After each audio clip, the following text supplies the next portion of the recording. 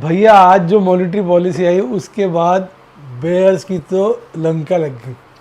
उनके मुंह से चीखे और आहें निकल रही थी। वो एक ही गाना गा रहे थे, न जा अब ऊपर न जा, गिर के तू हमको दिखा, ये क्यों पीछे पड़ा। कहना भैया निफ्टी हमारे पीछे क्यों पड़ गया यार, गिर के दिखा दे। और निफ्टी बैंक तो और भाई साहब गोली लाइफ टाइम हाई काटते हुए सिंह की तरह दहाड़ते हुए भाग रहा है। तो अब आपको क्या लग रहा है? अब तो बिल्कुल जैसे मार्केट ने पलटा खा लिया। आज हम मॉनेटरी पॉलिसी की चर्चा करेंगे अपनी वीडियो में, पर आगे बढ़ने से पहले मैं डार्लिंग जानना चाहूँगा अब आपके रिवाइज्ड टारगेट्स क्या हैं निफ्टी के और निफ्टी बैंक के।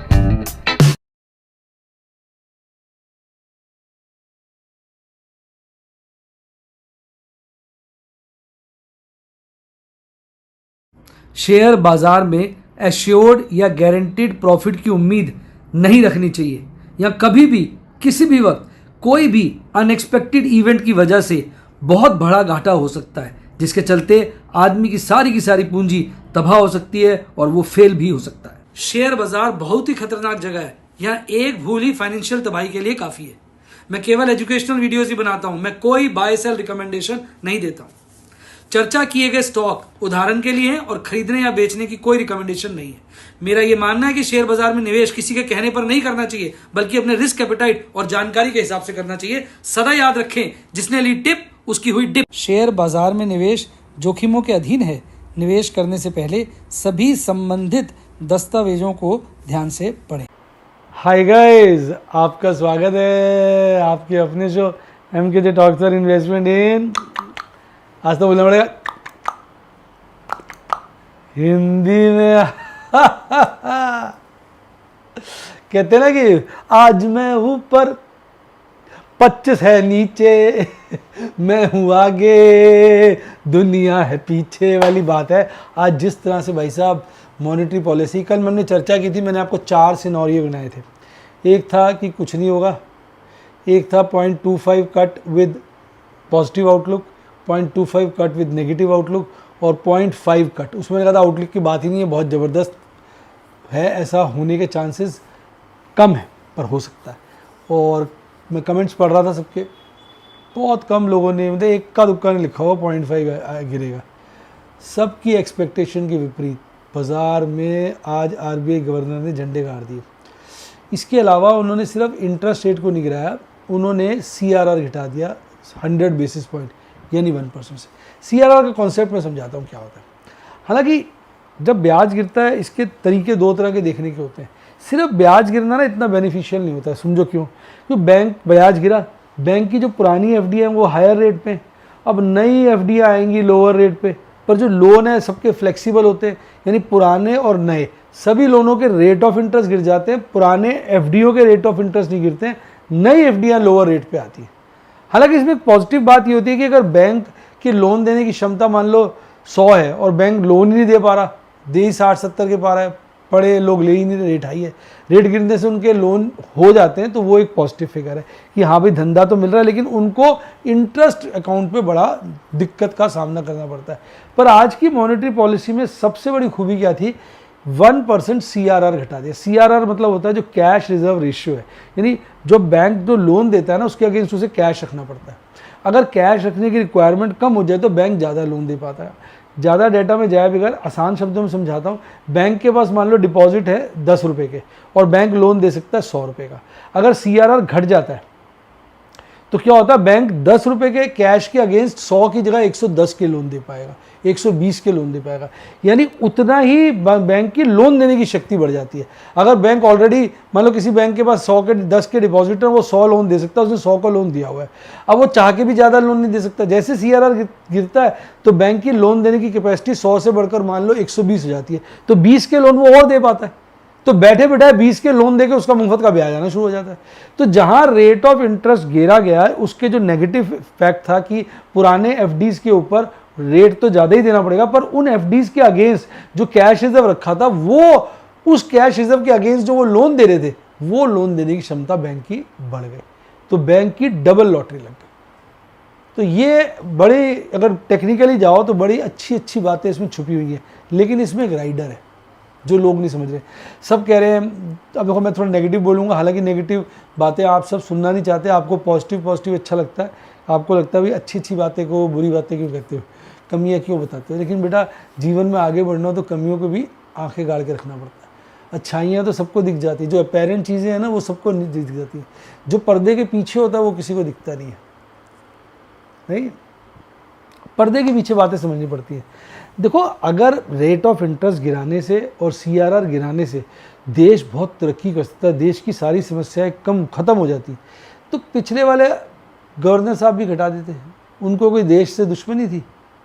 एक्चुअली जब हम बहुत ज़्यादा ऐसे काम करते हैं ना, तो उसमें दिक्कतें ही बड़ी आती हैं। दिक्कतें ये आती हैं कि भैया उससे क्या होता है, मार्केट में स्पेकुलेशन बढ़ जाती है, नंबर 1।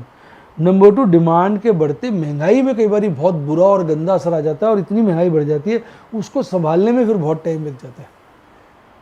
तो महंगाई भी अपने आप में बहुत बड़ा इरिटेटिंग फैक्टर है। तो ऑलरेडी हमारी ग्रोथ रेट ठीक आ रही थी, तो मेरे हिसाब से अगर मेरे से कोई पूछे तो मैं यही कहूँगा कि भैया इतना ज़्यादा रेट ऑफ इंटरेस्ट अभी गिराने की ज़रूरत नहीं थी, 0.25 से भी काम चल जाता है। हालांकि देखो, मैं एक छोटा सा आदमी हूँ और RBI गवर्नर तो भाई साहब कितने बड़े आदमी, कितने महान हैं, मतलब तभी तो RBI को संभाल रहे हैं। हम अपनी छोटी छोटी चीज़ों को नहीं संभाल पाते। यानी उनका कद तो हमारे कद से लाखों गुना है ज़्यादा है, करोड़ों गुना ज़्यादा है। तो उनकी समझदारी पे हम कोई ये नहीं कह सकते कि उन्होंने कुछ गलत किया। उन्होंने उसके फिर उनके साथ सलाहकारों की टीम है, हमारे पास तो सलाहकारी कोई नहीं है, उनके पास तो सलाहकारों की लाइन लगी हुई है, वो भी पेड सलाहकार, वो भी हाईली क्वालिफाइड सलाहकार। तो उन्होंने कोई निर्णय लिया तो सोच समझ के लिया है। मैं आपको सिर्फ एक डार्क साइड भी दिखा रहा हूँ कि भाई होता क्या है कि जब कैश बढ़ जाता है, क्योंकि बड़े बड़े अच्छे लोगों से भी गलतियाँ हो जाती हैं, ये थोड़ी everybody is perfect, human error तो कहीं भी हो जाता है। तो मैं सिर्फ ये कहना चाहता हूँ कि अगर जिस तरह से लोग प्रोजेक्शन कर रहे हैं ना कि भाई इंटरेस्ट रेट कम हो गया, अब CRR कम हो गया, अब पता नहीं देश में क्या हो जाएगा, ऐसा कुछ नहीं है। RBI ने सोच समझ के किया है। उनको पता है कि भाई इसकी कहीं ना कहीं उनको ज़रूरत महसूस हुई होगी, इसलिए उन्होंने किया। तो ये ऐसी नहीं कि लॉटरी लग गई है, ये सोची समझी कोई वजह की वजह से RBI ने किया। इसके पीछे कारण हो सकते हैं, जैसे मैं एक कारण बताता हूँ, बैंकों के पास डिपॉजिट्स ही मोबिलाइज नहीं हो पा रहे। अब डिपॉजिट नहीं बढ़ेंगे तो बैंक लोन कैसे देगा। अब बैंक को लोन ज़्यादा देना और डिपॉजिट बढ़ नहीं रही, तो उसका एक तरीका है कि CRR घटा दो। हमें कोई अंदरूनी बातें थोड़ी पता है, और RBI गवर्नर अपनी सारी बातें थोड़ी हमको समझाएंगे। उन्होंने तो अपनी पॉलिसी अनाउंस कर दी है ना, ये थोड़ी हमें जस्टिफाई करेंगे कि मैंने ये पॉलिसी क्यों करी, मेरे एक सलाहकार ने ये सलाह दी, दूसरे सलाहकार ये सलाह दी, उस बैंक की ये समस्या है, इस बैंक की ये समस्या है, वो सारी बातों को थोड़ी हमें डिटेल में समझाएंगे। तो ऐसा नहीं है कि ये कोई ऐसी चीज़ हो गई है जिससे पता नहीं हाहाकार मच जाएगा। इसलिए ऐसे केस में भी सावधानी बरतनी चाहिए, जो कहीं ना कहीं आज के डाटा में भी रिफ्लेक्ट हो रही है। मैं डाटा की चर्चा करूंगा, वो बताऊंगा। पहली रिफ्लेक्शन समझो, FIs ने अपने शॉर्ट काटे हैं पर बहुत ज़्यादा नहीं काटे, पहला पॉइंट। दूसरा, FIs ने कैश सेगमेंट में, DIs ने भी कैश सेगमेंट में बड़ी खरीदारी करी है, पर आज भी लगभग 6,500 करोड़ की ब्लॉक डील्स थी, 6,500-7 हज़ार करोड़ के आसपास थी। तो काफ़ी सारा पैसा जो उन्होंने बाइंग किया वो ब्लॉक डील्स का भी है। और स्पेशली DIs तो पैसे रखते ही इसलिए कि किसी दिन कोई अच्छी ब्लॉक डील आएगी तो सारे पैसे झटके से लाके खरीद लेंगे। तो इतनी भी ज़्यादा FIs की और DIs की कैश सेगमेंट में बिकवाली नहीं है जितनी नज़र आ रही है। उसके हिडन बात को भी समझना। हालांकि खरीदारी नहीं, बिकवाली बोल गया क्या मैं, खरीदारी नहीं है जितनी नज़र आ रही है।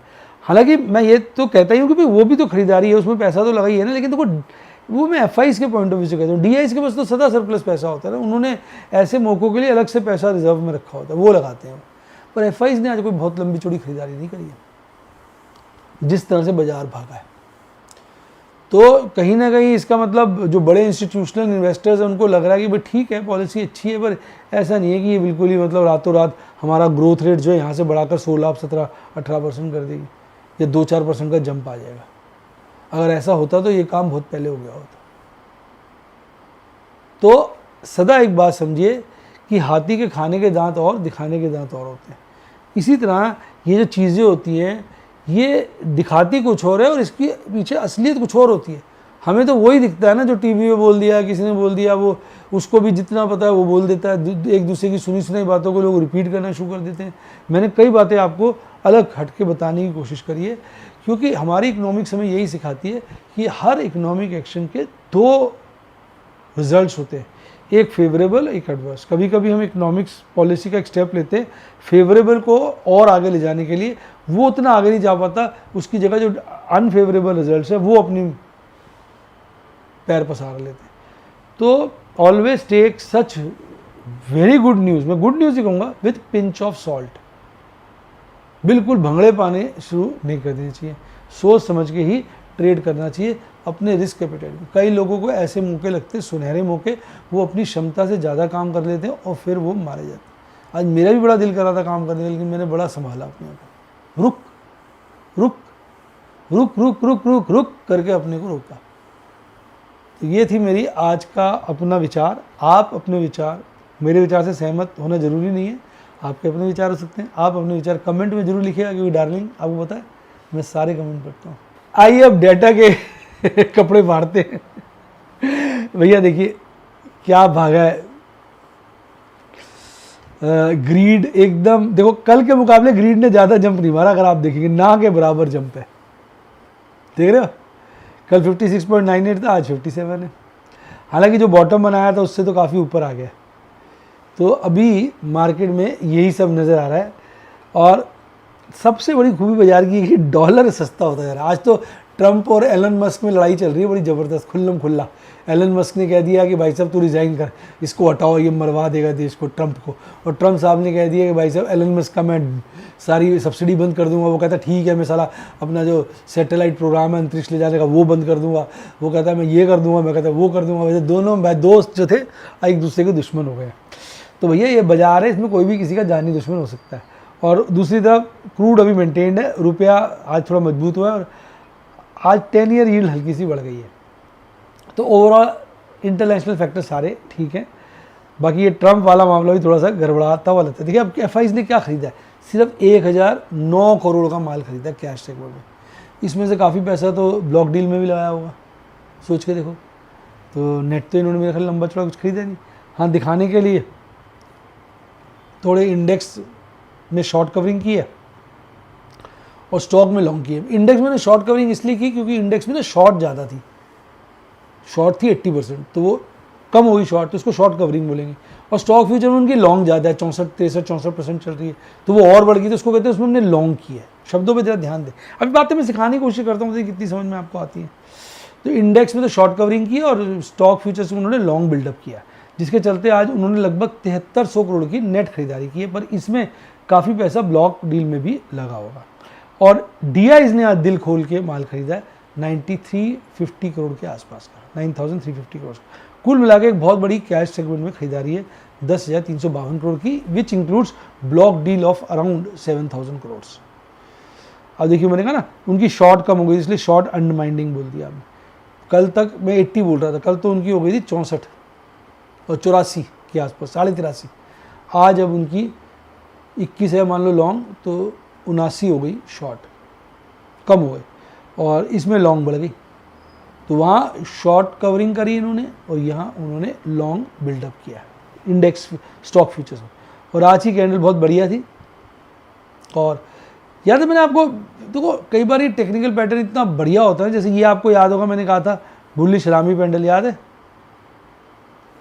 जब मैंने कहा था बुलिश हरामी होता है, जापान में हरामी का मतलब प्रेग्नेंट होता है।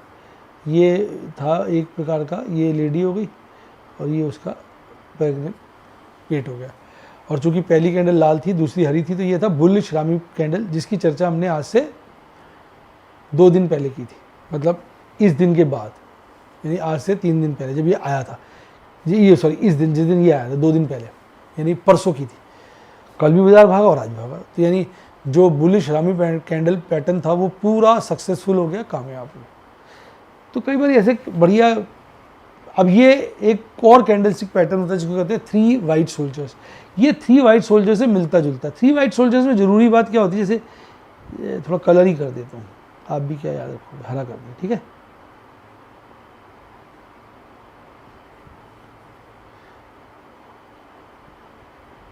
देखो एक हरी कैंडल बनी, दूसरी हरी कैंडल जो होती है बॉडी वो ओवरलैप करती है, इसकी विक चाहे कुछ भी ऐसे कितनी, ये जो पार्ट है इसके कहीं मिडल में ओवरलैप करेगा।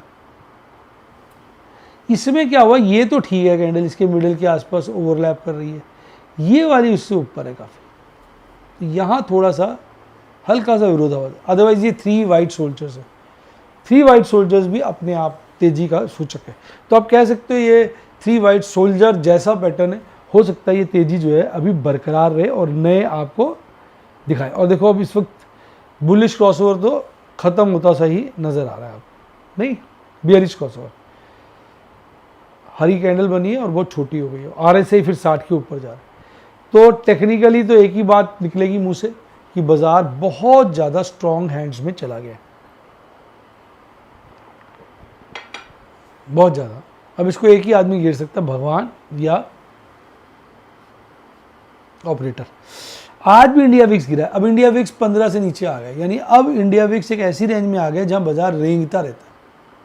अगर इंडिया विक्स यही मेंटेन रहा तो आप देखेंगे जो आज बढ़त हो गई है, अब 2-4 दिन यहीं पे इंडेक्स घूमता रहेगा, इसके आसपास 50 पॉइंट ऊपर 50 पॉइंट नीचे ऐसे ही घूमता रहेगा मरा से। इंडिया विक्स ये कह रहा है, मैं नहीं कह रहा हूं कि बच्चे कहते हैं सर कह रहे हैं। अबे सर क्या कह रहे हैं,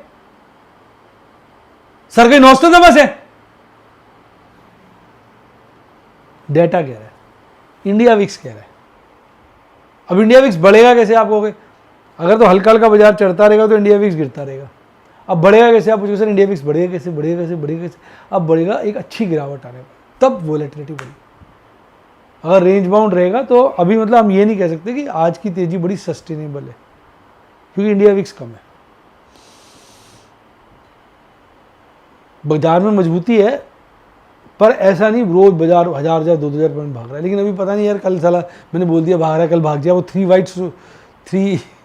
वाइट सोल्जर्स या ग्रीन सोल्जर्स के लिए वो बन गए हैं ना, वो कहीं बाजार को ना भगा दे। तो आज बाजार में बहुत तेजी थी, सारे इंडाइसेस 1% के लपेटे में तेज थे, सारे इंडेक्स। शुरू में तो क्या था, सिर्फ इंडेक्स तेज थे, पोर्टफोलियो में बढ़त नहीं थी। लेटर पार्ट में पोर्टफोलियो में भाग गया एकदम तेजी से। तो ये आज में परिवर्तन था। एक निफ्टी मीडिया की लगी हुई थी वाट, अदरवाइज सारा कुछ हरा था। देखो